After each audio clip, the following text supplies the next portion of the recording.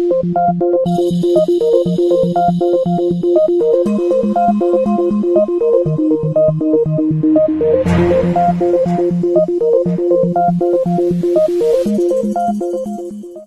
Everyone, आज की class में चैप्टर 2 यानी कि sexual reproduction in flowering plants को आगे कंटिन्यू करते हुए मैं आपको टॉपिक पॉलिनेशन एक्सप्लेन करने जा रही हूँ। ठीक है, किसी भी टॉपिक को स्टार्ट करते के साथ जो सबसे पहली चीज कंप्लीट करनी होती है वो क्या होता है, वो उसकी डेफिनेशन होती है। ठीक है, तो इसको डिफाइन कैसे करना है आपको। Transfer of pollen grains from the anther to the stigma of a pistil is termed as pollination. ठीक है, अगर मैं आपको इसको हिंदी में समझाऊं तो वो इस तरीके से हो जाएगा कि पॉलन ग्रेन्स का एंथर से निकल के, ठीक है, उसका कहाँ जाना, स्टिग्मा तक जाना। अब स्टिग्मा कहाँ प्रेजेंट है, पिस्टिल के ऊपर प्रेजेंट है। ठीक है, तो इस पूरे प्रोसेस को किसका नाम दिया गया है, पॉलिनेशन का नाम दिया गया है। अब यहाँ पे आप बोलेंगे हमें अभी भी याद नहीं हुआ।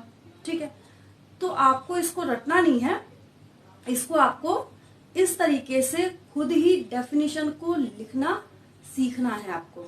ठीक है, वो कैसे होगा सो देखिए। तो इसकी डेफिनेशन क्या बोली है मैंने आपको, ट्रांसफर ऑफ पॉलन ग्रेन्स। ठीक है, अब डेफिनेशन में ऑलरेडी क्या कनेक्टेड है, फ्रॉम द एंथर। तो आप जब थोड़ा सा रिकॉल करेंगे तो आपको वहां पे ये चीज क्लियर हो जाएगी कि पॉलन ग्रेन्स के प्रोडक्शन में किसका रोल था, एंथर का रोल था। ठीक है, तो यहाँ ये एंथर्स क्या करेंगे, पॉलन ग्रेन्स को रिलीज करेंगे। ठीक है, और यही पॉलन ग्रेन्स, अब मैंने यहाँ पे एक बनाया है तो जरूरी नहीं कि एक ही हो, बहुत सारे होते हैं। ठीक है, तो इस पॉलन ग्रेन का निकलने के बाद, रिलीज होने के बाद, कहा से, एंथर से, फ्रॉम द एंथर, साफ साफ लिखा है आपने। ठीक है, तो एंथर से रिलीज होने के बाद इसको जाना कहाँ है, स्टिग्मा पे लैंड करना है। ठीक है, तो यहाँ पे ये पोर्शन है that is stigma, style, ovary. Stigma, style, ovary. ठीक है, तो इसको जब आपने समझा था तो वहां पे स्टिग्मा को डिफाइन करते वक्त हमेशा आपने एक बात सीखी है कि stigma is referred as the landing platform for pollen grains. ये क्या है, पॉलन ग्रेन्स के लिए लैंडिंग प्लेटफॉर्म की तरह अपना रोल प्ले करता है। ठीक है, तो ये पॉलन ग्रेन यहां से निकल के कहा जाएगा, इस स्टिग्मा के ऊपर लैंड कर जाएगा। तो ठीक है, तो इसके जाने के बाद, इसके लैंड करने के बाद आगे का पूरा प्रोसेस मैंने आपको ऑलरेडी समझा रखा है। बट यहाँ पे आपको समझना क्या है, ओनली पॉलिनेशन। तो पॉलिनेशन ये एक प्रोसेस है जो इतना ही है। ठीक है, मतलब पॉलन ग्रेन्स का स्टिग्मा तक जाना, ये एक प्रोसेस है ना, ये एक फेनोमेना है। तो इसको आपको किसका नाम देना है, पॉलिनेशन का नाम देना है। आप बोल के देखना है आपको क्या आपने सीखा यहाँ पे, transfer of pollen grains, transfer of pollen grains from the anther to the stigma is termed as pollination. ठीक है, और स्टिग्मा कहाँ प्रेजेंट है, तो पिस्टिल के ऊपर प्रेजेंट है।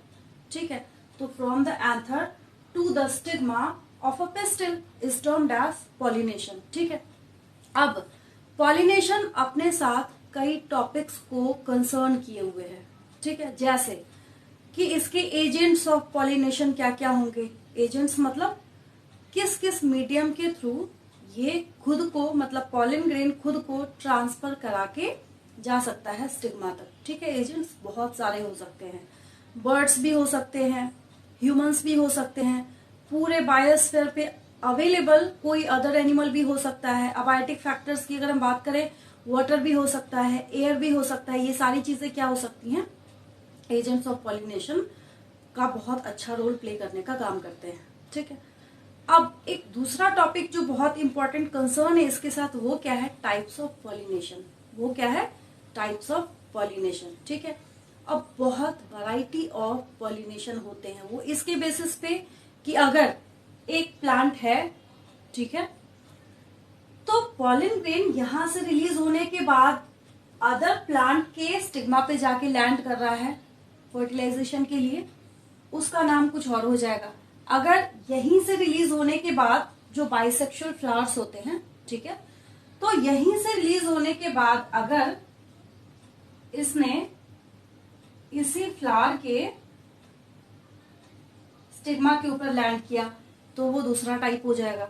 ठीक है, अब एक और ऐसा हो सकता है कि इस फ्लावर से रिलीज होने के बाद जो एंथर्स हैं यहाँ पे, ठीक है, ये जो पॉलन ग्रेन्स रिलीज करेंगे ये यहां से रिलीज होने के बाद सेम इसी प्लांट के अनदर फ्लावर पे जा सकते हैं। तो इन सब का इसके अकॉर्डिंग टर्म्स अलग अलग होगा। ठीक है, जो मैं आपको नेक्स्ट लेक्चर में बताऊंगी। बहुत लेंथी करने का कोई मतलब नहीं बनता है। ठीक है, आपको सारे सेगमेंट्स को एग्जामिनेशन नोट्स की तरह मैं आपको बहुत छोटे छोटे सेगमेंट्स में समझाती आ रही हूँ। ठीक है, उसी तरीके से आपको कंप्लीट करना है।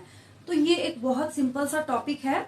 हाँ, अब यहाँ पे एक बहुत इंपॉर्टेंट बात और है, वो क्या है, यहाँ पे एक क्वेश्चन अराइज होता है, दैट इज व्हाई, मतलब इतना ड्रामा क्यों हो रहा है। ठीक है, तो जब हम यहाँ पे व्हाई की बात करते हैं तो इसका सबसे बड़ा रीजन ये है कि यहाँ पे चाहे मेल गेमेट्स हो चाहे फीमेल गेमेट्स हो, ठीक है, चाहे तो मेल गेमेट हो या फीमेल गेमेट हो, दोनों ही टाइप के गेमेट यहाँ पे क्या है, नॉन मोटाइल है। क्या है यहाँ पे, नॉन मोटाइल है। ठीक है, तो यहाँ पे मैंने आपको एक बात ऑलरेडी लिख दी है कि इसको आपको दिमाग में बिठा के रखना है, that is both types of gametes are non motile.